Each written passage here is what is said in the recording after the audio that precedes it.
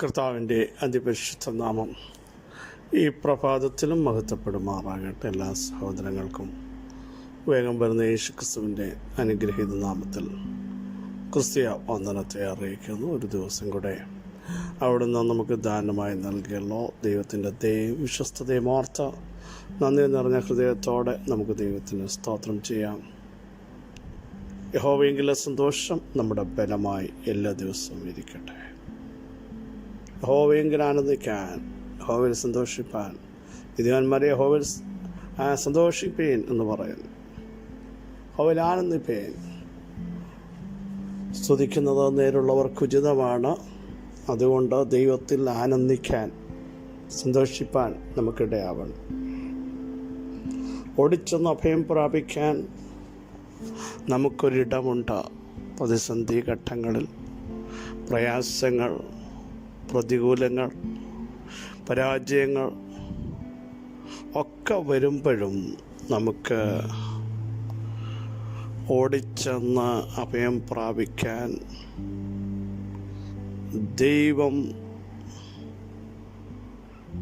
ഏറ്റവും ഉറപ്പുള്ള പറയാണ്. അത് നമ്മൾ മനസ്സിലാക്കണം. എൻ്റെ ദൈവമോ നമ്മുടെ ബുദ്ധിമുട്ടൊക്കെയും മഹത്വത്തോടെ അവിടുത്തെ ധനത്തിനൊത്തവണ്ണം ക്രിസ്തുവേശുവിൽ പൂർണ്ണമായും തീർത്തു തരാൻ ശക്തനായിരിക്കാൻ അവിടുത്തെ ബലമുള്ള കരങ്ങൾ നമുക്ക് താഴ്ത്തി ഏൽപ്പിക്കാം. അവിടുന്ന് നമുക്കായി കരുതുന്ന ദൈവമാണ്. അവിടുന്ന് നമ്മെ നടത്തുന്ന ദൈവമാണ്. അവിടുന്ന് നമ്മെ ഉദ്ധരിക്കുന്ന ദൈവമാണ്. നമ്മെ പണിയുന്ന ദൈവമാണ്. ധൈര്യത്തോടെ പറ, എൻ്റെ നീതിമാൻ വിശ്വാസത്താൽ ജീവിക്കും. ഈ മരുഭൂമി യാത്രയിൽ നമുക്ക് ജീവിക്കണമെങ്കിൽ അളവറ്റ ദൈവകൃപ നമുക്ക് ആവശ്യമുണ്ട്. വിശുദ്ധാത്മശക്തി നമുക്ക് ആവശ്യമുണ്ട്.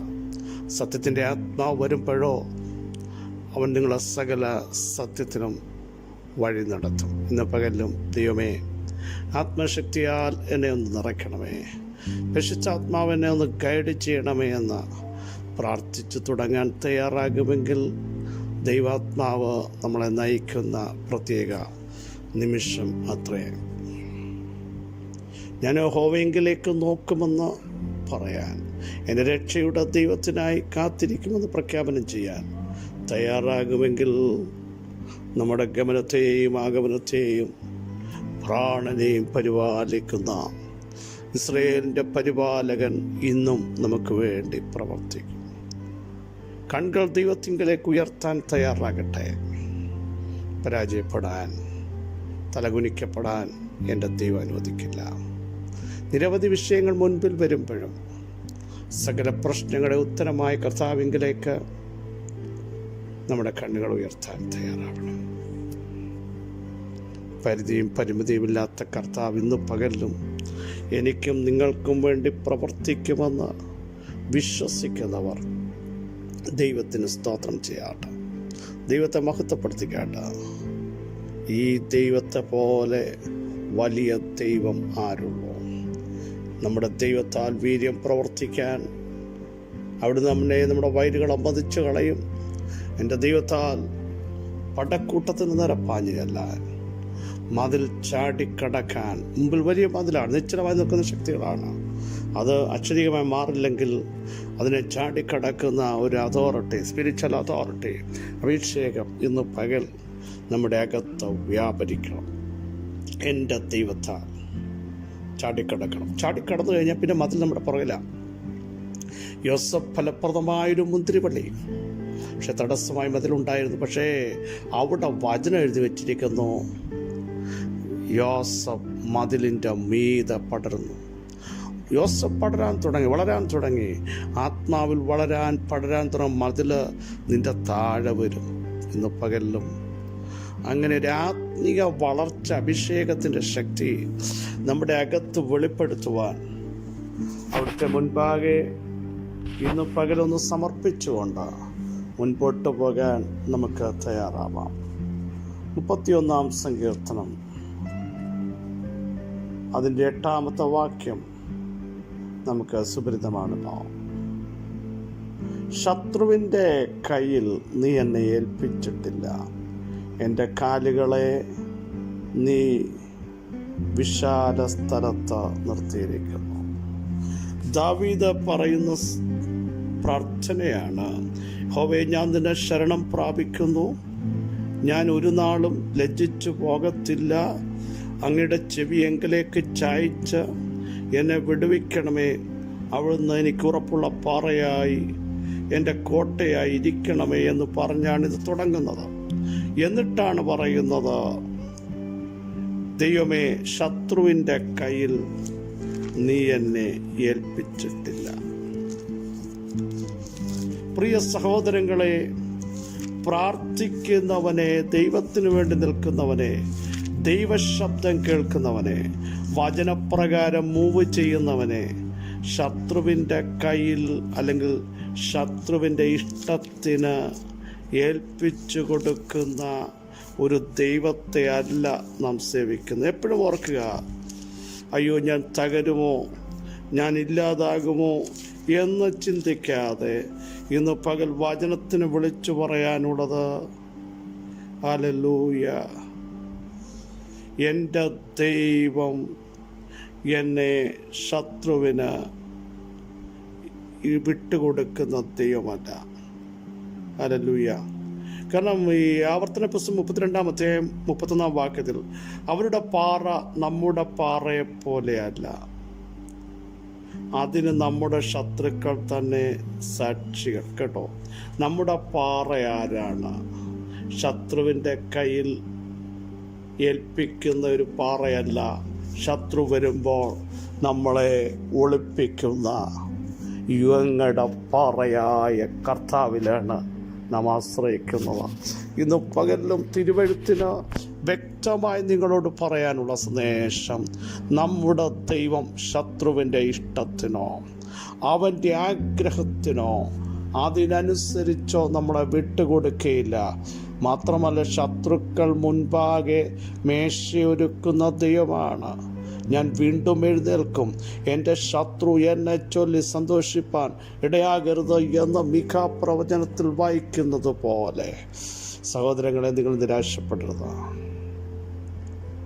നമ്മുടെ ദൈവം തന്നെ സ്നേഹിക്കുന്നവരെ, അവിടുത്തെ മുമ്പാകെ മുട്ടുമടക്കുന്നവരെ, പ്രാർത്ഥിക്കുന്നവരെ, ദൈവത്തിൻ്റെ കൽപ്പനകൾ പ്രമാണിക്കുന്നവരെ ദുഷ്ടസിംഹങ്ങൾക്ക്, ദുഷ്ടമൃഗങ്ങൾക്ക്, കുറുപ്രാവിനെ വിട്ടുകൊടുക്കുന്ന ദൈവമല്ല എന്ന് ഇന്ന് പകൽ അറിയാതിരിക്കരുത്. ഹല്ലേലൂയ. എന്നിട്ട് പറയുന്ന അടുത്ത ഭാഗം നോക്കൂ, എൻ്റെ കാലുകളെ നീ വിശാല സ്ഥലത്ത് നിർത്തിയിരിക്കുന്നു. വിശാലതയിലേക്ക്, ആത്മിക വിശാലതയിലേക്ക് നമ്മളെ കൊണ്ടുവരുന്ന ഒരു ദൈവമുണ്ട്. കേട്ടോ, പ്രാർത്ഥിക്കുന്നവനൊരു ആത്മിക വിശാലതയുണ്ടാകും. ആത്മാവിൽ അവൻ ശക്തനായിത്തീരും. വിശ്വാസത്തിൽ ഒരു വിശാലത ഉണ്ടാവണം. ആഴമായൊരു വിശ്വാസം ഇന്ന് പകൽ നമ്മുടെ അകത്ത് വരണം.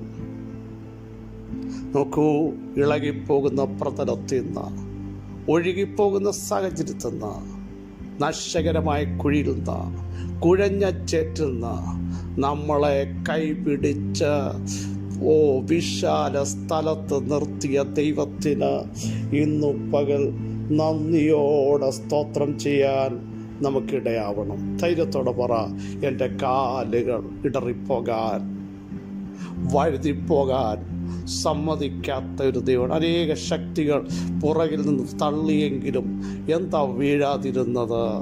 നിന്റെ കാലുകളെ, ഗമനത്തെ സ്ഥിരമാക്കുന്ന പാറമേൽ നിന്നെ ഉറപ്പിച്ചു നിർത്തിയ സർവശക്തന്റെ കരം ദുഷ്ടന്റെ ഇഷ്ടത്തിനേൽപ്പിച്ചു. വീണ്ടും അതേ വാക്ക് ഞാൻ പറയുന്നു, ശത്രുക്കളുടെ ഇഷ്ടത്തിനേൽപ്പിച്ചു കൊടുക്കാതെ. വെല്ലുവിളികൾ വന്നപ്പോഴും, പ്രതികൂലങ്ങൾ, പ്രതിസന്ധികൾ ആഞ്ഞടിച്ചപ്പോഴും, ഭയമകത്ത് വന്ന് ഇവിടം കൊണ്ട് തീരുമോ എന്ന് ചിന്തിച്ചപ്പോഴും അതിനേൽപ്പിച്ചു കൊടുക്കാത്തത് നിന്നോടുള്ള ദൈവത്തിൻ്റെ ദയയാണ്. പ്രാർത്ഥിക്കുന്നവൻ ജയിക്കും, പ്രാർത്ഥിക്കുന്നവനെ തൊടാൻ ഒരു ശക്തിക്കും സാധ്യമല്ല. അതുകൊണ്ടാണ് തിരുവെഴുത്ത് പറയുന്നത്, നിൻ്റെ വശത്ത് 1000 പേരും വലത്ത് വശത്ത് 10,000 പേരും വീഴും എങ്കിലും ശ്രദ്ധിക്കണമേ, അത് നിന്നോട് അടുത്ത് വരികയില്ല. നിന്റെ കണ്ണുകൊണ്ട് തന്നെ ദുഷ്ടന്മാർക്ക് വരുന്ന പ്രതിഫലം നീ കാണും. Praise the Lord. നിന്റെ അധ്വാന ഫലം നീ തിന്നും. നീ ഭാഗ്യവാൻ, നിനക്ക് നന്മ വരുമെന്ന് മറ്റൊരിടത്ത് എഴുതിയിരിക്കുന്നു അല്ലേ? പകൽ പറക്കുന്ന അസ്ത്രങ്ങൾ വരട്ടെ, ഇരുട്ട് സഞ്ചരിക്കുന്ന മഹാമാരി വരട്ടെ, ഉച്ചയ്ക്ക് നശിപ്പിക്കുന്ന സംഹാരം വരട്ടെ, നിനക്ക് പേടിക്കാനില്ല. കാരണം ദൈവം നിന്നെ ശത്രുവിൻ്റെ കയ്യിൽ ഏൽപ്പിച്ചു കൊടുക്കത്തില്ലെന്ന് മാത്രമല്ല, ശത്രുവിനെയും പകയനെയും മിണ്ടാതാക്കുന്ന ഒരു ദൈവത്തെയാണ് സേവിക്കുന്നത്. ആ ദൈവം എല്ലാ ദിവസവും നിൻ്റെ കൂടെയുണ്ട്.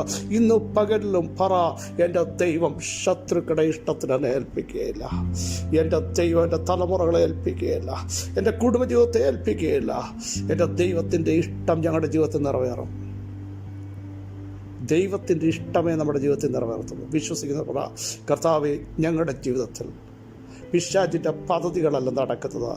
ദൈവത്തിൻ്റെ പർപ്പസ്, ദൈവത്തിൻ്റെ പ്ലാൻ ഞങ്ങളുടെ ജീവിതത്തിൽ വെളിപ്പെടും. ഞങ്ങളത് വിശ്വസിക്കുന്നു. ഞങ്ങളെ വിശാലതയിലേക്ക് കൊണ്ടുവരും ദൈവം. ഞാൻ ഞെരുക്കത്തിലിരുന്നപ്പോൾ ദാവീദ് മറ്റൊരിടത്ത് പറയുന്ന 4-ാം സങ്കീർത്തനം, നീ എന്നെ വിശാലതയിലേക്ക് കൊണ്ടുപോകും. ഹല്ലേലൂയ.